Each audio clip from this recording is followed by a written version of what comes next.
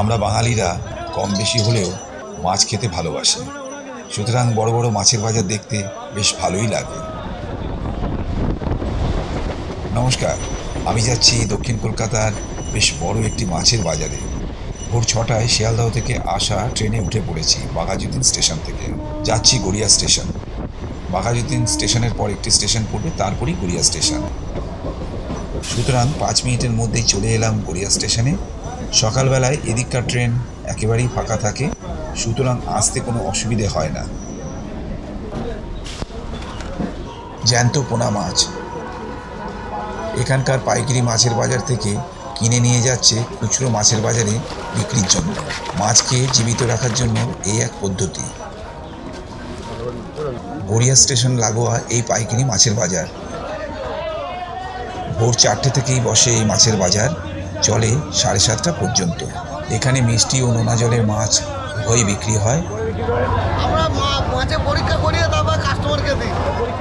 1 kilo, 2 kilo, 3 kilo ওজনের পোনা মাছ এখানে বিক্রি হচ্ছে।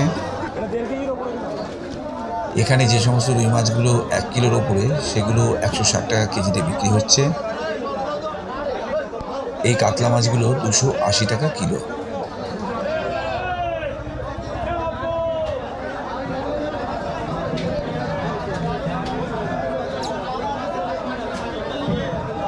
কেজি কত করে যাচ্ছে? 250 টাকা। এখানে বিক্রি হচ্ছে চিংড়ি, পাবদা ও কাতলা। 220 টাকা করে চিংড়ি।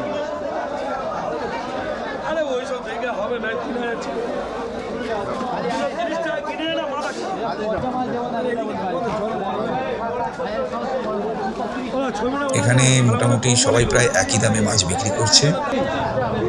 230 খালি 250 মাছ 30 টাকা। মোলা এটা দাম, মোলা 30 টাকা করে বেরিয়ে বিক্রি হয়ে যেত। 250 টাকা, 230 টাকা। বলুন 2 টাকা, খালি 250 টাকা চিংড়ি, 250 টাকা। বাজার কার কাছে চলবে 250 টাকা। পোচা গাল্লা সব এই 80 টাকা কি না, মোলা 10 টাকা রে, 200 টাকা রে, 30 টাকা। খালি 250 টাকা, 200 টাকা, খালি 250 টাকা, খালি 250 টাকা। 80 টাকা। আজ দেখছি এখানে রুই, কাতলা আর চিংড়ি মাছই বেশি দেখা যাচ্ছে। আজকে খুব একটা ভিড় হয়নি, কারণ সকালে খুব বৃষ্টি হয়েছিল, তারই কারণে ভিড় কম হয়েছে। আপনার 330 টাকা কিলো, 200 টাকা কিলো, 200 টাকা কিলো।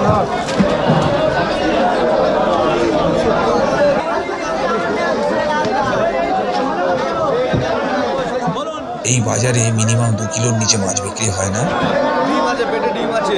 কত করে দিচ্ছ? এটা 150 টাকা কিলো। 150 টাকা কিলো।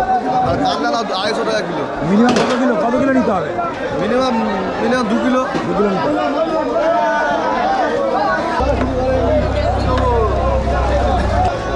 800 টাকা কিলো কই মাছ। সব বিসি কই মাছ।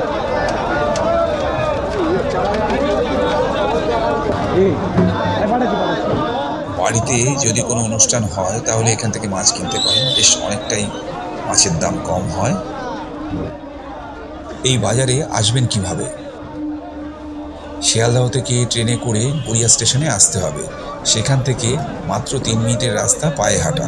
যদি এই পর্বটি ভালো লাগে তাহলে আপনাদের মতামত লিখে জানাবেন। ভালো থাকবেন।